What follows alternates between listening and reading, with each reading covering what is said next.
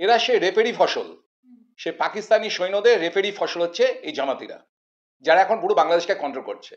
শুধুমাত্র মুসলিরাই থাকবে, বাকিরা সব কাফের, বিধর্মী, মুনাফিক, এদেরকে মেরে ফেলতে হবে, কেটে ফেলতে হবে।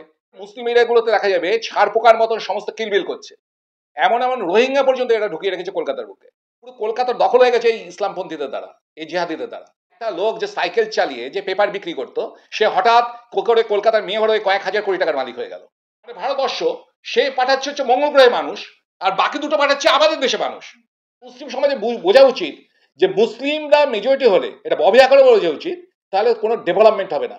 কারণ এখানকার মুসলিমদের ভুলের জন্য ওই বাংলাদেশি মুসলিমদের আর ওই রোহিঙ্গাদের আশ্রয় দেওয়ার ফলে আজকে এত অ্যান্টি ন্যাশনাল অ্যাক্টিভিটিস বাড়ছে। স্বাধীন বাংলাদেশ, সেই মুক্তিযোদ্ধাদের ইতিহাস বলাতে চাইছে ইউনূস, কি বলবেন? ইউনূস তো অ্যাকচুয়ালি জামাতের আন্ডারে চলছে। জামাতে নেটওয়ার্ক পুরো বাংলাদেশে কবজা করেছে।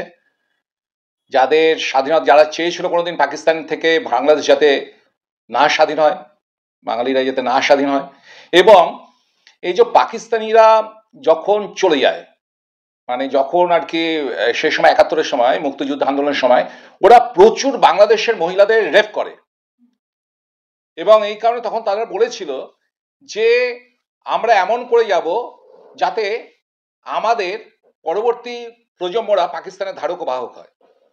তা এখন যারা বাংলাদেশের এই যে পাকিস্তানপন্থী হয়ে রয়েছে, সে জামাতি নেটওয়ার্ক টোটালটাই, এরা সে রেফেরি ফসল, সে পাকিস্তানি সৈন্যদের রেফেরি ফসল হচ্ছে এই জামাতিরা, যারা এখন পুরো বাংলাদেশকে কন্ট্রোল করছে। আর ইউনূস হচ্ছে তার মেইন মোস্ট মাথা বলা যেতে পারে।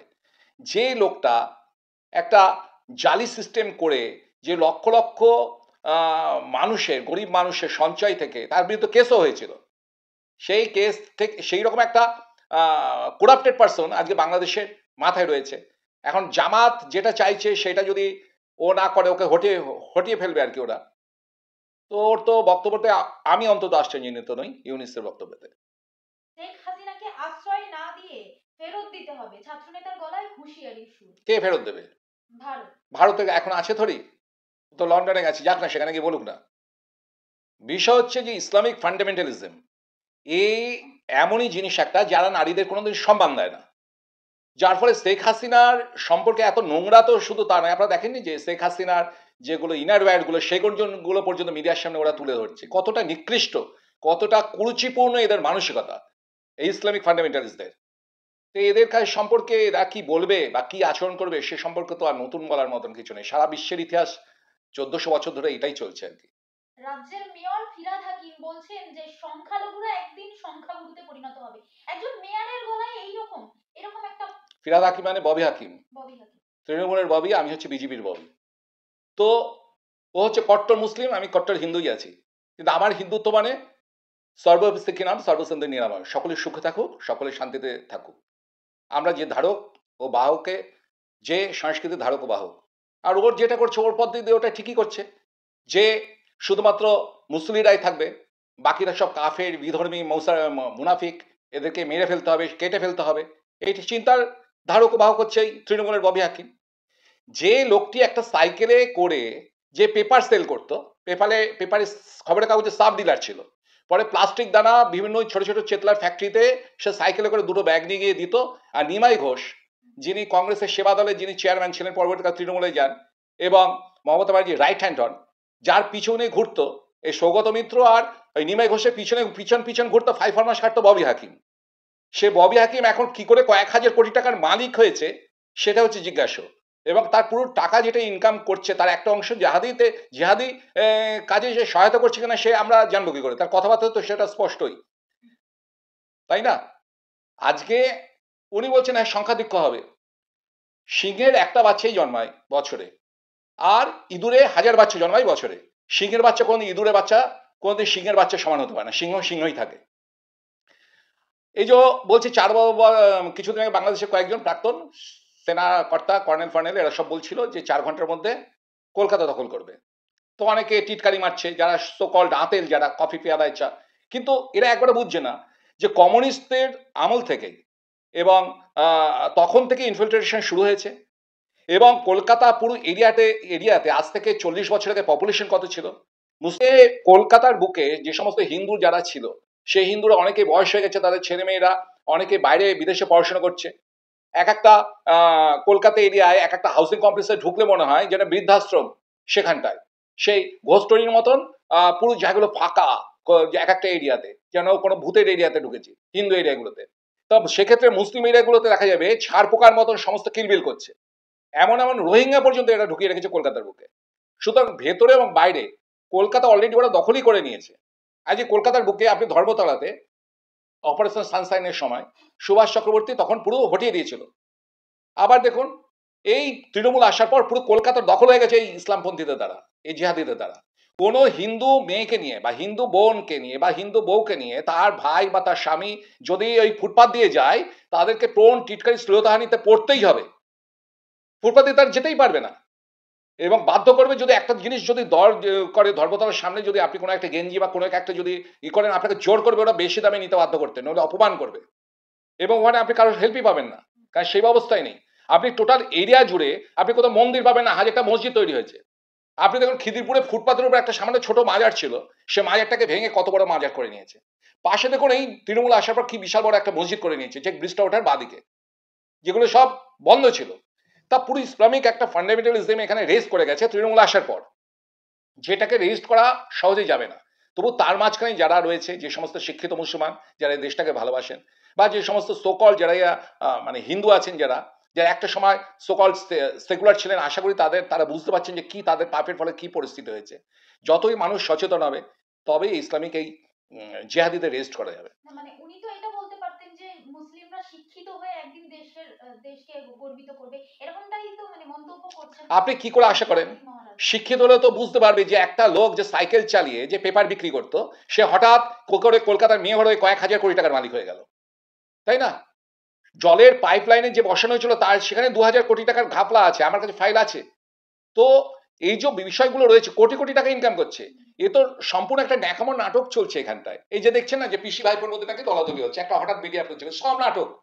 মুকুল রায়কে যেমন সিবিআই ইডিয়ার হাত থেকে বাঁচানোর জন্য এই যেভাবে বিজেপিতে পেনিট্রেশন করে বিজেপি ষষ্ঠী পুজো করে দিয়ে চলে গেল, আবার ঠিক একই রকম বিষয়টা, যেই ইডি এখন ওই লিপস অ্যান্ড মাউন্সে যেহেতু ভাইপো মানে লিপস অ্যান্ড মাউন্সের ডিরেক্টরদের নামে যেহেতু চার্জশিটটা করে দিয়েছে, তার ডিরেক্টর তো ছিল ভাইপো ছিল। আজকে আপনারা মিডিয়া কপচাচ্ছেন এই লিপস অ্যান্ড মাউন্টস নিয়ে। আমি তো 2014 সালে যখন অভিষেক ব্যানার্জি দাঁড়িয়ে ছিল, আমি তার এগেস্টে ছিলাম, তখন প্রত্যেকটা স্ট্রিট মিটিংয়ে, আমি তো মিডিয়া টাইগার নই বলেই আপনারা সেটা জানেন না। তো 2014 সালে যে সমস্ত লোকাল পার্সন তারা সবাই জানে যে আমি লিপস অ্যান্ড মাউন্টসের ফাইল প্রথম খুলে দিয়েছিলাম। তো এই যে নাটক চলছে একটা, এই সমস্ত ইডি সিবিআই থেকে বাঁচানোর জন্য যে একটা আলাদা প্ল্যাটফর্ম হবে, সেই প্ল্যাটফর্মটা করে হয়তো একটা তারা দেখাবে যে আমরা মমতা ব্যানার্জি থেকে আলাদা হয়ে গেছি, পিসি থেকে ভাইপো আলাদা হয়ে গেছে। হওয়ার পরে তারপরে ইডি সিবিআই এটাকে মানে পুরো জিনিসটাকে অন্যদিকে ঘুরিয়ে দেওয়ার একটা চক্রান্ত চলছে। আর আমি এখানকার মুসলিমদের কথা বলবো, ববি হাকিম কি পাগল ছাগলের মতো বলেছে আমার জানা দরকার নেই, ঠিক আছে? আমার প্রথম যে কথাটা আমি বারবার বলছি, সংখ্যা দিয়ে কিছু হয় না, সংখ্যা দিয়ে কিছু হয় না। ওইটুকুনি একটা ইসরায়েল, সে ওই 15 কোটি আরবকে তুর্কি নাচন নাচাচ্ছে, তাই না? তাই ইসরায়েলের জনসংখ্যা কত আর ওদের কত জনসংখ্যা, তা পুরো সন্ত্রস্ত হয়েছে। তো তাই কত ওরা সংখ্যা করলো, কত মেজরিটি করলো, মুসলিমদের মেজরিটি, ওরা কিসের সংখ্যালঘু? আজকে ওরা সংখ্যালঘু মাইনরিটি, আমাদের রাইটস নেই, আমরা ডিপ্রাইভ, আমরা বঞ্চিত বলে যে এত যে চালাচ্ছে, তো কই 0.5% তো রয়েছে হচ্ছে এখানকার জৈন, এখানে ও 2% আছে শিখ, 0.5% আছে বৌদ্ধ, 1% আছে খ্রিস্টান। কই কারোর তো কোনো সমস্যা নেই। তারা তো তাদের ছেলে মেয়েদেরকে তারা পপুলেশন কন্ট্রোল করে, তাদের এডুকেটেড করে, আইএএস আইপিএস সেনাবাহিনী সব জায়গায় তো তারা রয়েছে। তা সেখানটায় তারা যদি এখানটায় আজকে টোটালটাই কন্ট্রোল করে, তো সমস্ত হাইলি এডুকেটেড তারা হয়, তো সেখানে মুসলিম সমাজ, যেখানে ওয়েস্ট বেঙ্গলের বুকে প্রায় 35% হয়ে গেছে অনুপ্রবেশকারীদের নিয়ে, তো সেখানে তারা তাদের এখানটায় সমস্ত জিহাদি তৈরি করছে কি করে, অ্যান্টি সোশ্যাল কি করে তৈরি করছে, পকেট মার, চোর ডাকাত গুন্ডা বদমাস থানাতে এবং জেলখানে গেলে বোঝা যাবে। ববি হাকিমে তার লায়াবিলিটি নেবে? তাহলে ও মেজরিটি বাড়িয়ে কি এই সমস্ত ক্রিমিনালদের রাজ্যত্ব করাবে, যাতে সুস্থ মানুষ যাতে শান্তিতে বসবাসটা করতে পারে, তাই না? অনুপ্রবেশ নিয়ে একটু প্রশ্নে আসি। অনুপ্রবেশ যে ব্যাপারটা, সেটা রাজ্যকে সবসময় কেন্দ্র বলে যে কেন্দ্র করছে, মানে কেন্দ্র রাজ্যকে বলে দুজন দুজনকে কাদা ছড়াছড়ি করে, কিন্তু অনুপ্রবেশের ব্যাপারটা তো কেন্দ্রীয় স্বরাষ্ট্র মন্ত্রকের অধীনে থাকে সবসময় এই ব্যাপারটা। কিন্তু দেখতে পাচ্ছি যে শুভেন্দু অধিকারী, বিরোধী দলনেতা শুভেন্দু অধিকারী বলছেন যে মুখ্যমন্ত্রী 1 কোটি রোহিঙ্গা ঢুকিয়েছেন রাজ্যে। শুভেন্দু তো একদম ঠিক বলেছেন, আমার তো মনে হয় 1 কোটির বেশি হবে। আজকে আপনি যেটা হচ্ছে ভালো করে আপনাকে সংবিধানটা বুঝতে হবে। এই যে ফেডারেল স্টেটের যে স্ট্রাকচারটা আছে তাতে যদি আপনার রেলের জন্য, বিমান বাহিনীর জন্য বা বিএসএফ এর জন্য বা ফেন্সিং এর জন্য যদি জমি চায় সেটা রাজ্য সরকারই একমাত্র দেবে, সেন্ট্রাল জোর করে জমি নিতে পারে না। ঠিক আছে, তো কমিউনিস্টরা এরা অ্যাকচুয়ালি অনুপ্রবেশের প্রথম ইনফিল্ট্রেশন প্রথম মদত দিয়েছিল। তো সে কমিউনিস্টরা দের আমলে গত 34 বছরে কোটি কোটি অনুপ্রবেশকারী রয়েছে। আমার মনে আছে আমি 1997-এ আমি একটা ভেলোরে গিয়েছিলাম, তা সেখানে 97 সালে মানে আজ থেকে প্রায় 25 বছর আগে। তা সেই সময় আমি চায়ের দোকানে চা খাচ্ছি, তা আমি কথা কথা দেখছি সেটা বাংলা বলছে, তা আমি দেখলাম বাঙাল ভাষায় টান আছে। আমি বলি, ভাই তুমি পূর্ব বাংলা? বলে হ্যাঁ। তো বুঝতে পারিনি, আমি আমার নাম ইচ্ছে করে আমি মুসলিম নাম বললাম। তো তাকে জিজ্ঞেস করলাম, বলে আমি বাংলাদেশেরই, ও মুসলিম ছেলে। তো বলে আমাদের এখানে আমরা প্রচুর এসেছি। তা 97 সালে আপনি চিন্তা করুন, তখন আমি এমএসডব্লিউ পড়ছি। তো সেই সময় আপনার মুসলিমরা তখন থেকে তামিলনাড়ুতে, এবং এটা ওয়েস্ট বেঙ্গল হচ্ছে বাফার স্টেট, এইটাতে ওরা কিচ্ছু করে না। এইটার মাধ্যমে ওরা অনুপ্রবেশ ঢুকছে, সারা ভারতবর্ষে জ্বালাচ্ছে, সব জায়গায় আরডিএক্স ঢোকাচ্ছে, এক্সপ্লোসিভ ঢোকাচ্ছে, ড্রাগ ঢোকাচ্ছে, নারী স্মাগলিং এর চক্র হয়ে গেছে এই ওয়েস্ট বেঙ্গলের বর্ডার দিয়ে, এবং এর থেকে কোটি কোটি টাকা আসছে। আজকে ভাইপোর গরু পাচারের টাকা কোত্থেকে আসছে? আজকে আপনার যে লোকটা এখন বড় বড় কি বাবরি মসজিদ করবে, কি জানাম, ওই যে হুমায়ুন কবির। ঠিক আছে, তো হুমায়ুন কবিরের সবই তো এইরকম, এদের কাউ স্মাগলিং, কোল স্মাগলিং, এই বর্ডারে ড্রাগ স্মাগলিং, আর্মস, এই টোটাল এই নেটওয়ার্কটা চলছে পলিটিক্যাল পার্সনদের, এই যে এর মাধ্যমে কোটি কোটি টাকা আসে। ঠিক আছে, তো এই বর্ডারটা টোটাল ফেন্সিং দেওয়া যেত যদি কমিউনিস্টরা এখানে হেল্প করতো। জ্যোতিবসু কোনোদিনই হেল্প করেনি। বুদ্ধদেব যতদিন ছিলেন তবু উনি তখন আদবানিজি স্বরাষ্ট্রমন্ত্রী ছিলেন, সেই সময় কিছুটা কভার করা গেছিল প্রায় 52 কিলোমিটারের মতো, তারপর সেটাই শেষ, আর জমি দেয়নি। আর মমতা তো জমি দিতেই নারাজ, কারণ মমতা ব্যানার্জি বেসিক্যালি ওনার অ্যাক্টিভিটিস দিয়ে তো দেখতে পাচ্ছেন পুরো জিহাদিদের সাপোর্টে, তা উনি কেন জমি দেবেন? ঠিক আছে, অ্যাকচুয়ালি এর পিছনে যখন এই সমস্ত দলগুলো আসে তখন এদের পিছনে বাংলাদেশের জামাত প্রচুর পয়সা ঢেলেছিল।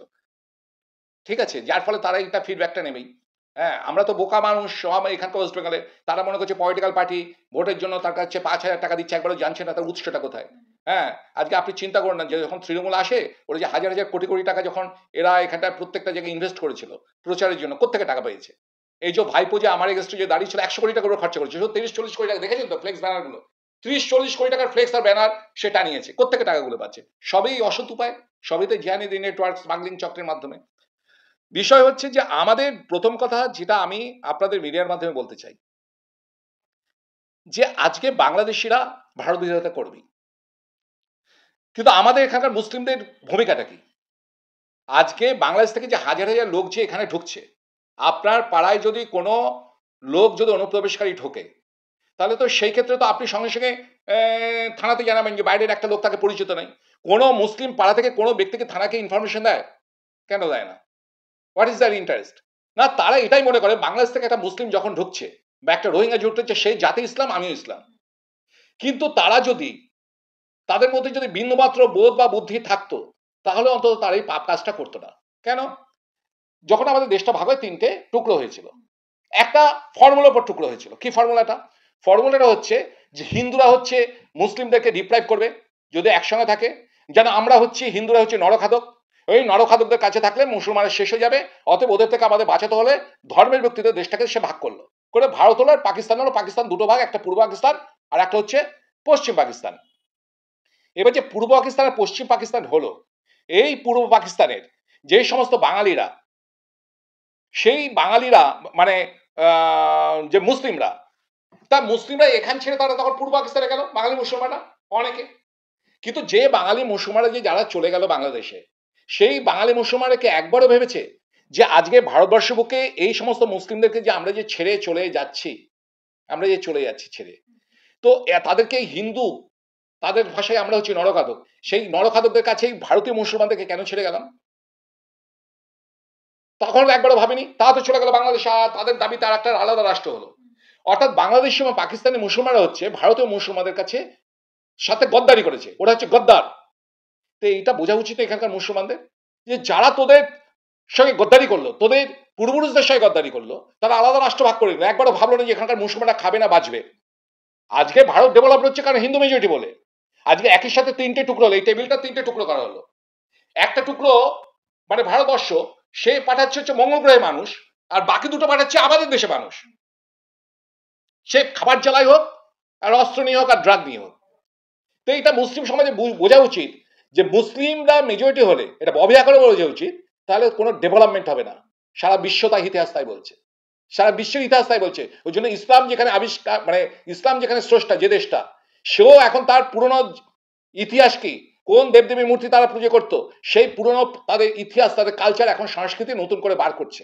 আর আমাদের দেশে মুসলিমদের বোঝা উচিত যে তাদের ডিএনএ, তাদের ক্রোমোজোমে 5000 বছরের সেই সংস্কৃতি, যে আমাদের মনীষীরা যেটা দিয়ে গেছিলেন, জননী জন্মভূমি স্বর্গাদপি গড়িয়েছি, অর্থাৎ স্বর্গকে আমরা দেখিনি, দেবতাকে আমরা দেখিনি, নিজের মা এবং জন্মভূমি, এটা হচ্ছে স্বর্গের থেকে মহান। এই জন্মভূমির প্রতি তাদের কৃতজ্ঞতা থাকা উচিত, কারণ তাদের রক্তে, তাদের রক্তের মধ্যে ক্রোমোজোম এবং ডিএনএতে সেইটাই বহন করে চলেছে। আর সেটা যদি সাপ্রেস করে ইসলামের নামে, তাহলে এরা বিশ্বাসঘাতকতা করছে আমাদের দেশের সঙ্গে, এটা মাথায় রাখতে হবে। এবং তারা এটা মাথায় রাখা উচিত যে ওই গদ্দার বাংলাদেশি রোহিঙ্গাদের, তাদের এলাকা আশ্রয় দেওয়া উচিত না। তবে পশ্চিমবাংলা বাঁচবে, ভারতবর্ষ বাঁচবে। কারণ এখানকার মুসলিমদের ভুলের জন্য ওই বাংলাদেশি মুসলিমদের আর ওই রোহিঙ্গাদের আশ্রয় দেওয়ার ফলে আজকে এত অ্যান্টি ন্যাশনাল অ্যাক্টিভিটিস বাড়ছে।